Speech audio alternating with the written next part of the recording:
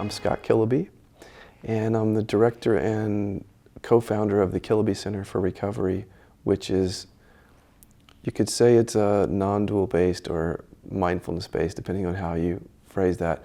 It's a addiction, depression, anxiety treatment center. So it's really, as far as we know, it's the first mindfulness-based treatment center, completely mindfulness-based center in the U.S., although it's been done, I think, in different countries. It's really the first one here. So we're in Palm Springs, California, and we're treating people every day for those things, including trauma that comes with addiction, using the approach that I developed in my book, Natural Rest for Addiction, and the part of that book called The Living Inquiries, which is a form of self-inquiry. There's a lot of other things that we do at the center, including yoga, energy and body work, some DBT, things like that, but it's mainly centered around the presence work and the inquiries.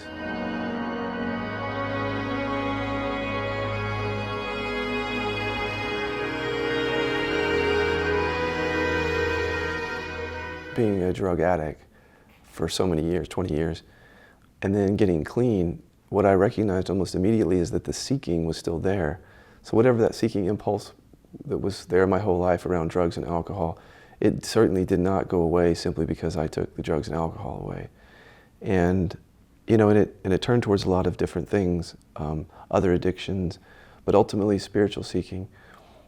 But then recognizing that non-dual awareness really shifted something tremendously for me. And I think at that point I was teaching some and sharing with people and writing books, but it really wasn't on the forefront of my agenda to really work with people on addiction. However, I was just noting in my own life that my addictions were starting to fall away through the self-inquiry, more like a kind of a gradual falling away of things. And I was taking note of that, knowing that one day I would definitely want to help people with addiction, but I hadn't formulated the words and the methodology for it, so that took some time. And it really was quite a natural progression. I mean, we developed the living inquiries, we meaning myself and other facilitators that I've trained, and we started to work with people just in one-on-one session and finding that it was definitely helpful for not only the addictive urges, but the anxiety that goes with it, the childhood and other trauma that's under it, sometimes the depression or other things that's connected to it. It was just a natural extension to start using the inquiries to help people in that area. So the work became less about sort of speaking to just spiritual seekers, whatever that is, and more to the people in the general public who were not finding the freedom in their life through other programs. You know, 12-step works really well for some people, and then for others it doesn't. There's a vast amount of people out there for whom it hasn't worked.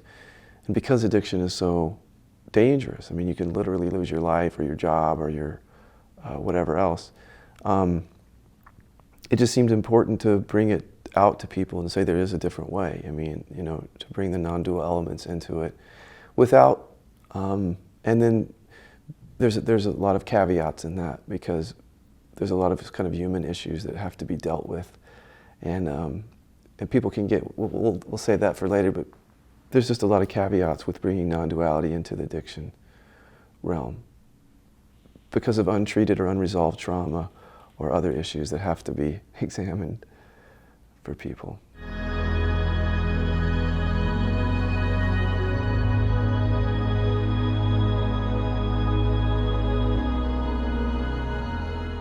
I mean, yeah, it's a great question. If I would say, in just the non-dual terms, it is the sense of being separate. I mean, it is not just the mind's notion of being a separate self, but to me it's a very physical experience. It was a very physical experience of being separate. And along with the sense of separation was like a deep core restlessness. For me it manifested, and I don't think that I'm different than a lot of other people, it just mine went to drugs and alcohol. But it manifested as not being able to sort of be in my own skin and to be comfortable in the moment as it is. It was always just sort of to the next thing, to the next thing. So, you know, I don't have the scientific formula to say what it is. I can only tell you from my experience, it's definitely wrapped up into the experience of feeling separate and the core restlessness that comes from that. The more that I work with people who are addicted, the more that I see that they are, that really the addiction is like a survival mechanism that doesn't have a shut-off valve. So just as we had to know where the berries were or where the bison were in order to survive many, many years ago, we had to remember that. Our systems had to remember that and compel us back to the food in order to survive, or sex, or whatever. It's like the brain gets hijacked and it just compels us towards the wine or the caffeine or the internet or the porn or the sex in the same exact way, from the same fundamental feeling of restlessness, of that feeling of needing to survive. So it's an unfortunate thing about being human, is that there's no shut-off valve for that. It's not like we get our food, we get our shelter, we get our necessities, and then the brain goes, okay, quiet now.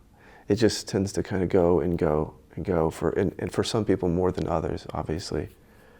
Not everybody's addicted into the same degree as other people. But.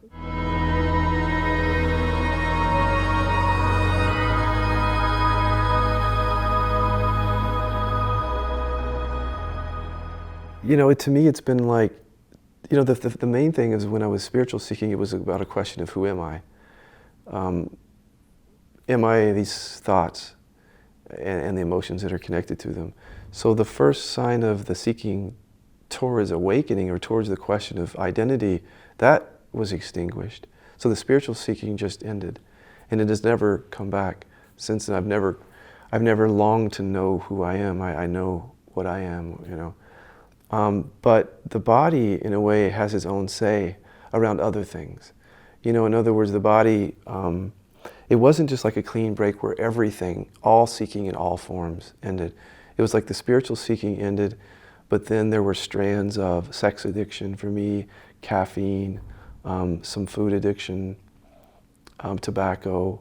Those things had their own sort of shelf life, and you know, I feel like there's not a lot you can do through willpower to truly extinguish those strands, but you can by resting as awareness, by resting in what you are and using a little skillful inquiry. You can kind of untangle the knots of those things slowly over time, and then they just sort of dissipate. So it's been a process of, I always explain it like tears, like, yeah, there's the question of who am I that's been settled, and then there's the drugs and alcohol that have been settled, like I don't feel that fear of going on painkillers again. And so that's kind of been settled. And there were then the caffeine fell away, and then, you know, the tobacco, and then the sex addiction fell away. And then, you know, there's the email or the text. I mean, our whole society is like built around that, but it's just gotten quieter and quieter and quieter and quieter, you know, over time as the natural progression of it. It's not a clean break, though. It's not like I had an experience and then everything just, it wasn't like that for me.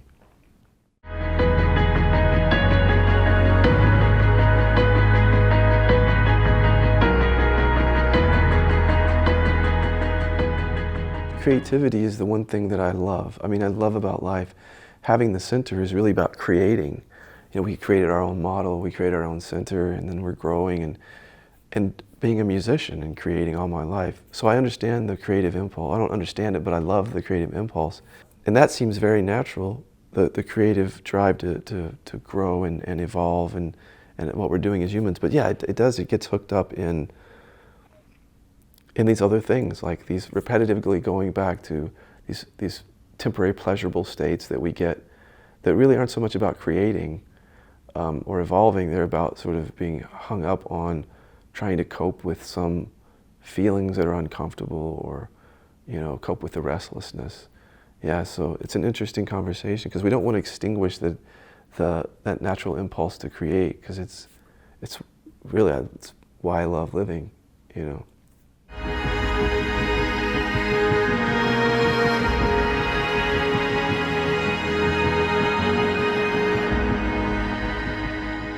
You know, a lot of people don't even know to inquire from that place when they first get there. So all they're concerned with is, how do I get off the drugs and alcohol or whatever else, or how do you help me with my anxiety? And simple mindfulness and a few good skills can help them with that. But then we start to talk to them about, but look at what the core issue really is. I mean, and in some sense, everybody's asking the question, who am I, even if they're not conceptualizing it, because they're looking in the world for themselves, in other people, in praise, acknowledgement, attention, you know, the next boyfriend, the next house, the next car, the next promotion, whatever it is. They're really asking the question, who am I? And so we just show them that they have been asking that question through their life and they've not found the answer to it. And so usually they'll come at some level really wanting to know, well then who am I? If they stay long enough, they'll get to that question. But it's not a question that we introduce like right after detox, or, you know, when they have other practical concerns, you know, just how can I stay clean today? That's the number one thing. And then how can I deal with these feelings, you know? And that's where the mindfulness and the resting comes in. And then, you know, what do I do with all these thoughts? And what do I do with my mother who's triggering me all the time? Those are, you know, very palpable everyday issues. But then it often does get down to that final question for people who hang with it long enough. But not everybody does, because people often want to go back out into the world and into the seeking game.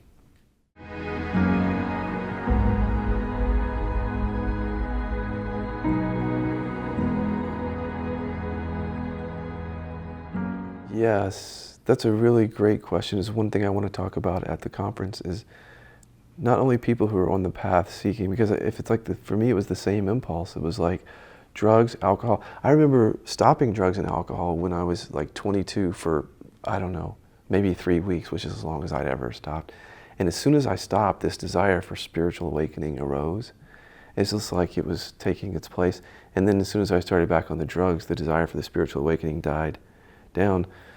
So yes, I see a lot of people who are seeking awakening and enlightenment, who, and not everyone, but who have maybe secretive little addictions that they don't talk about, or you know, sex or porn addiction, or maybe they drink much more caffeine than they would like anybody to know, or that they can't get off the internet for hours, or that they're looking desperately for someone to love them almost in an addictive way. All those things are going on as part of that impulse, and that's exactly what I experienced, you know, and why I was explaining how the tears kind of fall away, you know, as you go deeper. But another thing I wanted to say is that even people who have had a definite shift, they are not immune at all to not only the addiction but the trauma that drives it. And so one of the things I want to talk about at the conference is not to be so sure that once you've kind of had a shift into that awareness that all that stuff, I mean, people will say, well, it just goes on and doesn't matter anymore. But it does matter for people. For example, I just talked to an individual who has had a shift and who is really in a desperate state right now because of an addiction that has grabbed hold of his life, you know. So that's what I want to talk about, is that having the shift is almost just like the beginning, the context of being able to examine these things if you're open.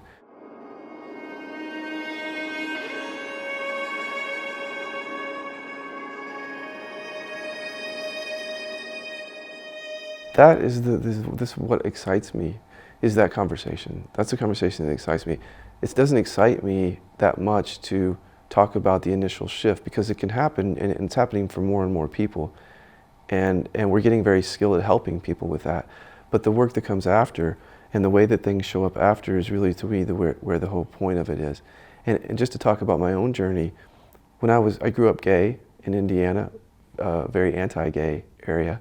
And at about age 6, I was an athlete, and the other boys in the group recognized that I was different. And as soon as they did, you know, I was really bullied badly, and just hid from them for 2 months and didn't go to school, hid in my room. And then of course my addiction started not long after that. And then I became a seeker, and I was addicted to drugs and all the story that I told you. But then after the shift, I realized that trauma had really never been dealt with. And that's why I've been kind of forced into this conversation, is to recognize that this is what has happened for me. And my body had stored a lot of energy in different areas, almost like it was in survival or fight, flight, freeze mode. And without dealing with that, my body couldn't open to this completely. It's like the body kept saying no. No, you got to protect yourself. So yeah, that's the deepening, is to be, for me, is to be open to that and to encourage other people to be open to it.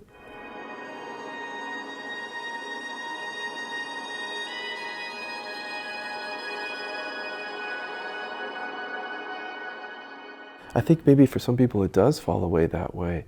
And it has, everybody is so different. If someone, I mean, there are monks and other people who did lots of purification techniques and stuff before the shift, and when they shift there's not a lot of stuff, or maybe a shift is so profound that there's not a lot of stuff. But frankly, I don't buy much of that, because when I look at some of the people who claim that, and I know one particular teacher, without naming names, made that claim, and then the people around him were trying to do an intervention on him for a certain addiction. And I'm thinking, you know, let's talk honestly about this. You know, let's open this conversation up. But the one thing I think that people are afraid to talk about is because the seeking thing. The idea that if you talk about this stuff, people will then seek that. But the shift itself provides a restful context to look at everything, so that it's no longer about seeking, it's about discovery and openness, being open to this stuff when it comes up.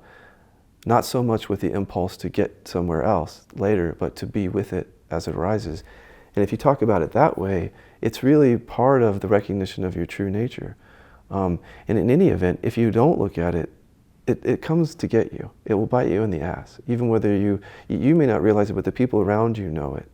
They know because of how you react. They know because of how because you're still addicted to that, or because you're in your head all the time trying to avoid something. Everybody, we all have that sense about people who have not taken it deeply. So you can be a teacher who ignores this conversation, but the people around you will remind you in one way or the other that you haven't looked at your stuff. In the end, it's everybody's, I don't want to say choice, but it's everybody's sense of how deep they're going to take something. And there's always going to be this conversation about, is it, do you recognize your true nature and it's all over, or is there a deepening? I think everybody has to come to their own recognition. I would just say that pay attention to what's going on in your body and your mind. Pay attention to your reactions to people. Pay attention to how you're compulsive around things. Pay attention to how you're anxious in certain situations. I mean, life is showing you your trauma all the time if you just pay attention. And you can say, though, that's just part of the true nature and it's going to unfold gradually. Well, let's hope it does. We have no proof that it does, because there are very, very elaborate ways of keeping it from dissolving. You know, one way is just to continue going towards the addiction. Then you will just avoid the repressed emotion. So if I say, I've recognized my true nature and this addiction that I have to sweets is just going to naturally fall away. We don't know that until it does fall away. And as long as you're reaching for that, you're actually keeping down the emotion that's repressed. So just pay attention.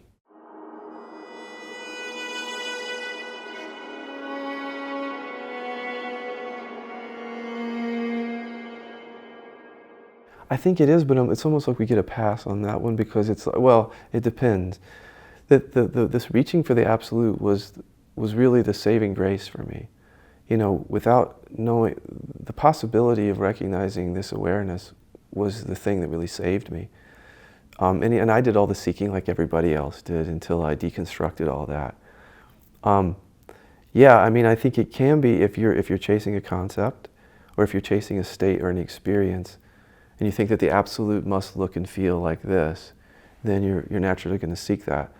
But if you start to recognize that it is what's aware now and that everything is arising within it, and then I think the seeking for that can die. But that's true of all addictions. You know, it's like if you think your happiness is outside in the donut or the crack, you'll continue to do that. But once you start to deconstruct that, and you find out you have everything, you have this peace within you already, you have this contentment within you already, then the seeking dies. I mean, I think it's true of everything, the absolute or a donut, you know, like in a sense.